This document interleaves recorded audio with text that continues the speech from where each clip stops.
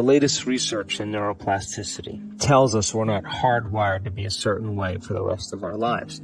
The latest research in epigenetics says we're not doomed by our genes, that in fact we're marvels of adaptability and change. So as a person started to contemplate and think about, who do I want to be when I open my eyes? What would it be like to be happy? What would it be like to live a new life? The frontal lobe is looking out into the landscape of the entire brain because it has connections to the entire neocortex, and it's got to resolve the problem. So it starts calling up different networks of neurons that are relevant to the question based on the knowledge the person learns or the experiences that they had in it. It begins to seamlessly piece together this new understanding, and that's called intention.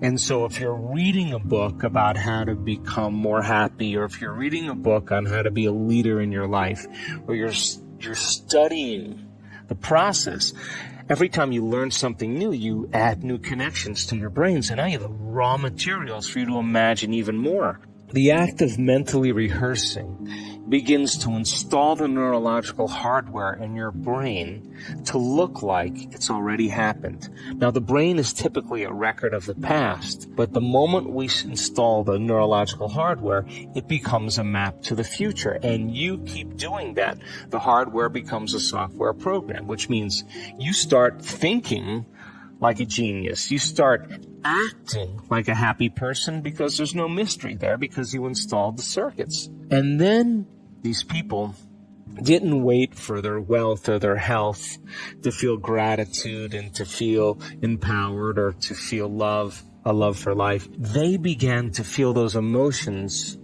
ahead of the experience. And their body, as the unconscious mind, doesn't know the difference between the experience in their life that creates the emotion and their emotion that they're creating by thought alone. The body's believing it's living in the future, in the present moment. And the stronger the emotion that they felt, the more they're going to pay attention to the thoughts they're thinking. And now all of a sudden, they're changing their biology from living in the past present reality to living in the future present reality. And I was so intrigued by this process that I went back to school to study neuroscience, because it was the answer in the internal process of rehearsing and imagining. They had long moments where they lost track of time and space, where when they opened their eyes, they thought it was maybe 15, 20 minutes later, and it was an hour and 15 minutes later.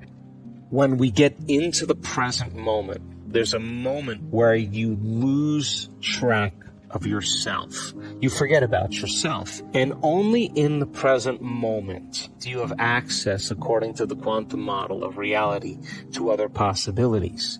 And when you're truly in the present moment, the generous present moment, that's the moment then that you are no longer living in the familiar past or the predictable future.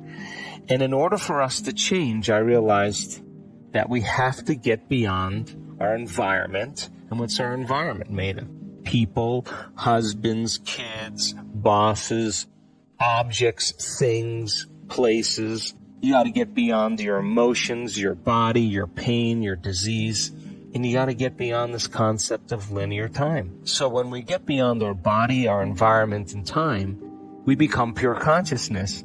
And now that consciousness can begin to connect to the consciousness of the field. And all of a sudden I realized that when people are nobody, no one, no thing, no where, and no time, that's the moment. They're no longer a face. They're no longer a culture. They're no longer a skin color. They're no longer a mother. They're no longer a grandmother. No longer a doctor, an attorney.